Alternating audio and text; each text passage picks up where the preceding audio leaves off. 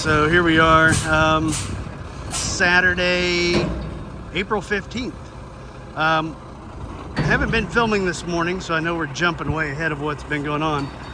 But we ended up getting 20 yards of pine bark mulch delivered. This guy, Ed Barber's a local guy. He owns the truck. He just delivers stuff, so he's cheaper than anybody else we found. Super nice guy. I think for 20 yards of this, it was 321 bucks. The delivery fee's 150 bucks, so 475.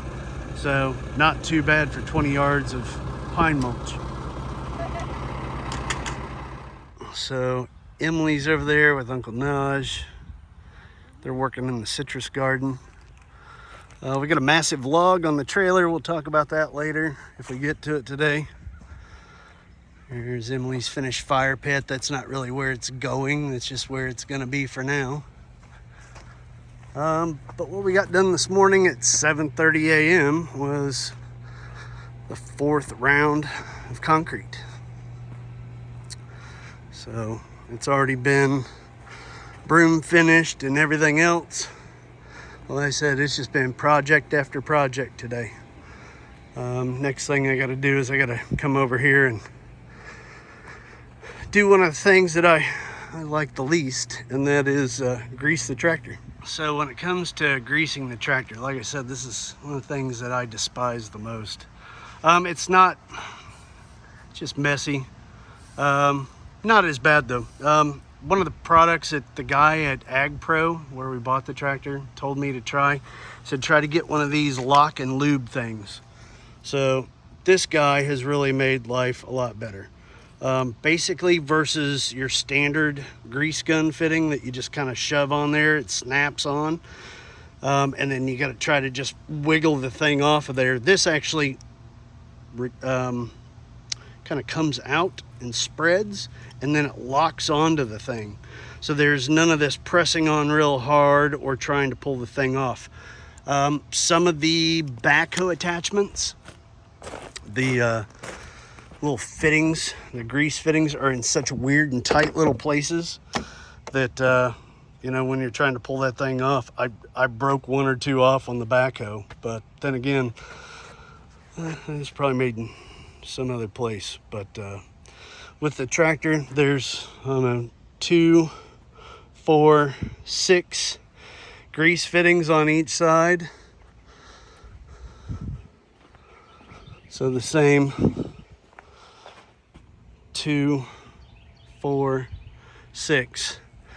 So there's 12 grease fittings. And then down here, there's this weird one. There's one right there that you gotta grease. And one down here you gotta grease. So with having 14 spots to grease, this thing really makes it a lot less frustrating, because again, it just kind of grabs on there. You pump it like you normally do any grease gun, and then you pull the little trigger and it releases. So great product. So on top of getting some pine mulch delivered, pouring concrete, the other thing going on today is Emily's getting her second nucleus of bees. So this is Doc Wild. This guy's been in Tallahassee for quite a while. So versus with Granny Cats, we went there to pick him up. He shows up and puts them in your hive for you. So we'll walk over here and check out Emily's second nucleus of bees. So here we are. I guess Emily's just putting the hood on. At least she's got it on in the right direction now. How you doing, sir? It's going. Oh, no, that's fine. If you don't mind. Nope, I'll put a link to your website on there too. Perfect. Now that I like. We got kind of a little following on our new journey here. Our last video from a couple days ago is over 3,000 views already, and we only put it up like 2 days So that ago. looks like the nuke he already dropped off. Crazy. One of my boys, he used to be all over this. See some bees there. Social media. He's got a phone of like 1.5 million. I'm like, dude. this one? So I just got it Thursday. No, that one's the one I just got Thursday. Okay. So this one's all empty and ready. Oh yeah. That's something to the outside.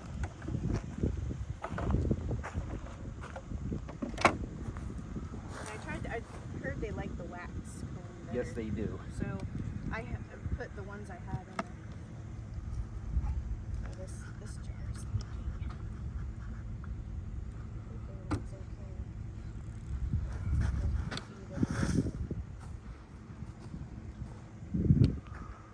Mr. Doc Wild. Exciting. Hi, girls. We are here. I found my queen in my first nuke right away, too. I was like, oh, hello. Let's see if we can find her in here.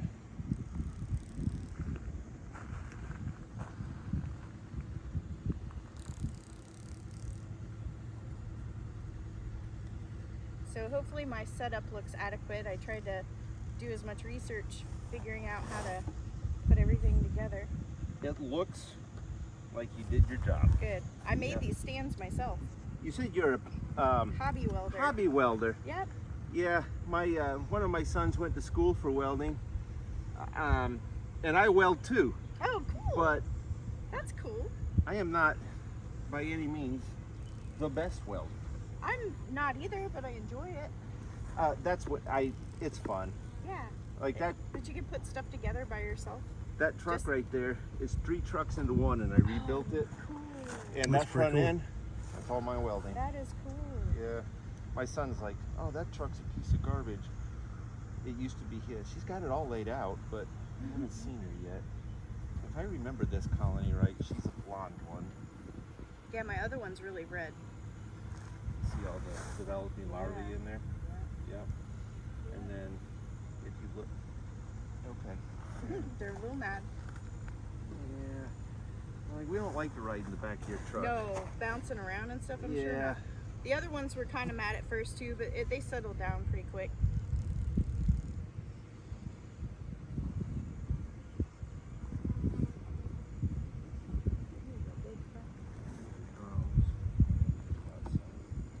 The reason I put drones further away from the nest is so they don't lay out as many. Run from the bees real quick because we're getting a truckload of what they call road base delivered. So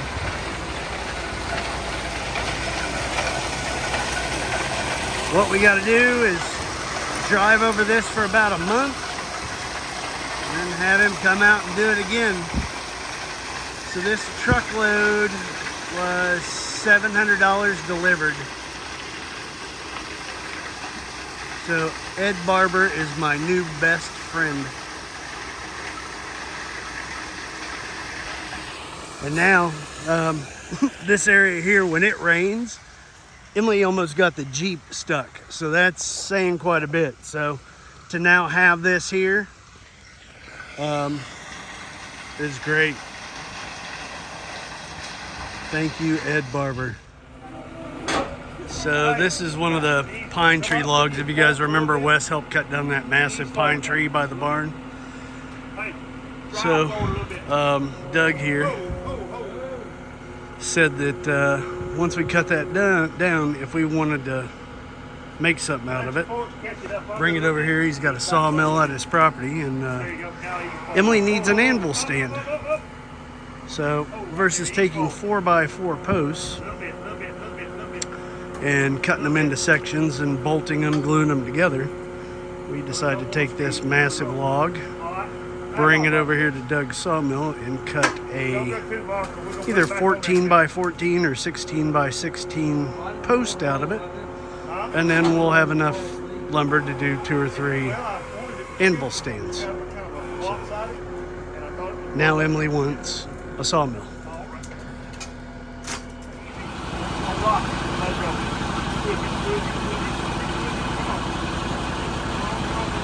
This is crazy to watch. Hold right there. What you got?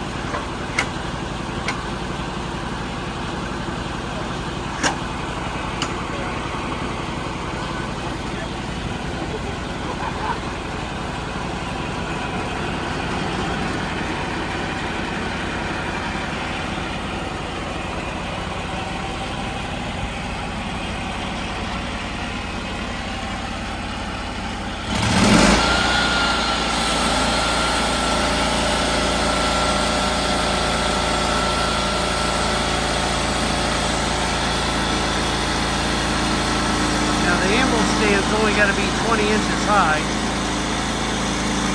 But we're going to be able to make, like I said, 2 or 3 stands out of this. 4 simple cuts, and she'll be done.